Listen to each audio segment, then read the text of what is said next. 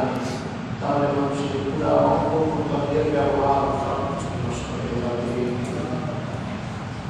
আলা ওহিয়াল কলব, আল্লাহ নবী বলেন ওই গোশতের টুকরাটা হলো কলব, ওই গোশতের টুকরাটার নাম হলো কলব। অর্থাৎ মানুষের কলব যদি নষ্ট হয়ে যায় পুরো মানুষটা নষ্ট, আর কলবটা যদি ঠিক হয়ে যায় সেই মানুষের প্রতিটি অঙ্গপ্রত্যঙ্গ ঠিক হয়ে যাবে, অর্থাৎ তার প্রতিটি অঙ্গপ্রত্যঙ্গের ব্যবহার ঠিক হয়ে যাবে।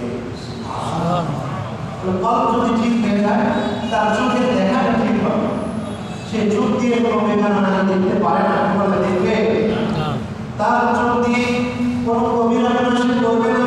আল্লাহ তাআলা যেটা দেখতে নিষেধ করেছেন, আল্লাহ তাআলা যেখানে এই চোখকে অবনত করতে বলেছেন, কুল্লিল মুমিনিনা ইয়াগুদ্দু মিন আবসারিহিম ওয়া ইয়াহফাযু ফুরুজাহুম। আল্লাহ তাআলা কোরআনে কারীমের মধ্যে যেখানে মুমিনদেরকে লক্ষ্য করে তার হাবিবকে বলেন আমি বলে দেয় মুমিনরা যেন তাদের চোখকে অবনত করে রাখে। সুবহানাল্লাহ। এই জন্য কোনো বেগানা দেখলে সে তাকায় থাকবে না, তার দৃষ্টি কেড়ে যাবে, অবনত হয়ে যাবে। কখন সেটা বরফ যদি ঠিক হয়ে যায়, সুস্থ হয়ে যায়, তার চোখের দেখাটা সুস্থ হয়ে যাবে। তার হাত দিয়ে ধরাটা সুস্থ হয়ে যাবে, সঠিক হয়ে যাবে। হাত দিয়ে সে কোনো ঘুষের টাকা করতে পারবে না, হাত দিয়ে কোনো মুসলমান ভাইয়ের উপরে আঘাত করতে পারবে না, হাত দিয়ে কাউকে কষ্ট দিতে পারবে না। এই শরীরের মধ্যে আল্লাহ নবী সাল্লাল্লাহু আলাইহি ওয়াসাল্লাম বলেন, আল মুসলিমু মান সালিমা আল মুসলিমুনা মিন লিসানিহি ওয়া ইয়াদিহি। পরিপূর্ণ মুসলমান সে জবান এবং হাতের পরিশুদ্ধতা থেকে অন্য মুসলমান ভাইয়েরা বাদ হয়ে গেল।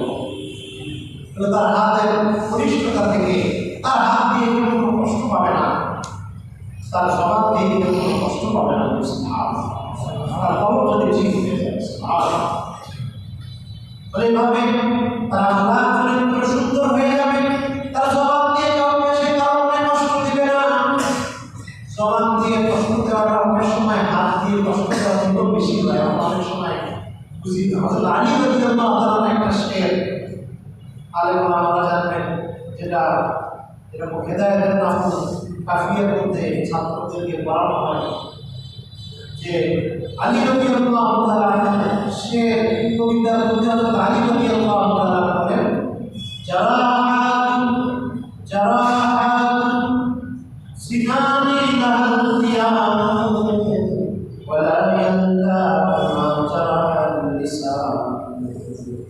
একটা ছুরি দিয়ে তরবারিতে আঘাত করলে ওকে কিছুদিন পরে নরকর্মী কাটে ধরে আঘাত এক সময় ফিরে যাবে, ওই জায়গাটা ফিরে যাবে, বোঝাও যাবে না যখন একটা কি হয়েছিল, কোনো চোট লাগছিল, কোনোখানে ব্যথা থাকবে না, একবারেই পরিপূর্ণ হয়ে যাবে, আলো হয়ে যাবে।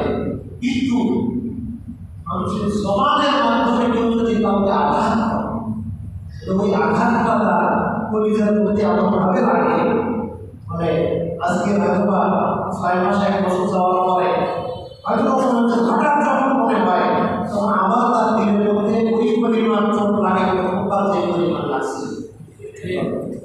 আলী রাদিয়াল্লাহু তাআলা বলেন যে অন্তরের মধ্যে মানুষের দিলের মধ্যে কথার মাধ্যমে যে আঘাতটা দেওয়া হয়, জবানের মাধ্যমে মানুষকে যে কষ্টটা দেওয়া হয়, এই কষ্টের যেই জায়গায় কষ্টটা লাগে ওই জায়গাটা সারে না, ওটা ওই রকম দবদবা থাকে, ঘাট